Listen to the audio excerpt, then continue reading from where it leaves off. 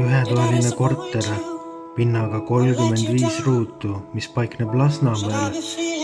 Nõukaaja lõpus ehitatud renoveeritud paneelelamus maksumusega 135 000 eurot või see Mercedes-Benz SL Roadster sama maksumusega. Miskipärast on paljud märkamatult valinud siiski selle esimese variandi ja ka siinkohal on minu kohus panna sind ratsionaalselt ikkagi mõtlema ja ikkagi soovitada võtta sul see eluasemelaen, kuid soetada selle eluasemelaenu eest midagi palju mängulisemat ja midagi palju unustamatut ehk ikkagi selle sama V8 mootoriga SL Roadsteri Mercedes-Benzilt. Tere tulemast taas kord kaasalama naisluksuri proovisõidule.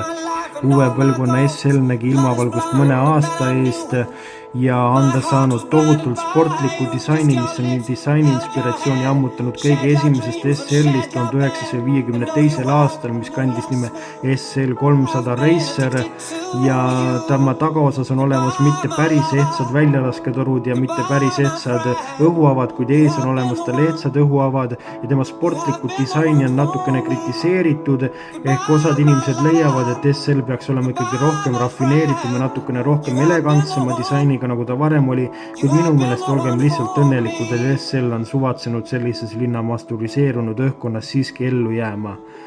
Ta on esmakordselt ajaloos saadaval ka 4-kohalisena, tagaistujatel ei ole küll jalaruumi ega ka pearuumi, ainus kasu nendest istmetest on need, et need on paberil olemas ja pagasruumis mahtudel 240 liitriagu ehk ka praktiliselt pole ja olemas tal ilus kõva katus, mis on saadaval 3 erinevas värvitoonis, muidugi on see elektriline ja on see ka 21 kilogrammi kergem kui oli eelmisel põlvkonna SL-il.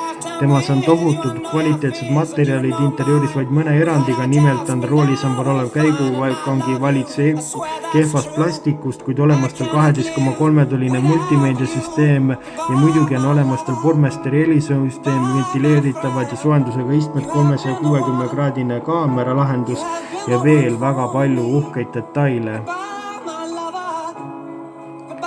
Mootoriruumis ei pea sa samuti pettuma või natukene pead, kui komistud 2-liitrise turbobensiini ette, kuid sellel on ka ikkagi 375 hobujõudu, kuid ikkagi see kõige mahlasem on see õige 4-liitrine biturbo kaksikturboga V8 bensiinimootor, millel on olemas 475 või 585 hobust, mis jõuab viimase puhul 3,5 sekundiga 0-st 100-ni ja mis tarvitab 13 liitrit 100-le.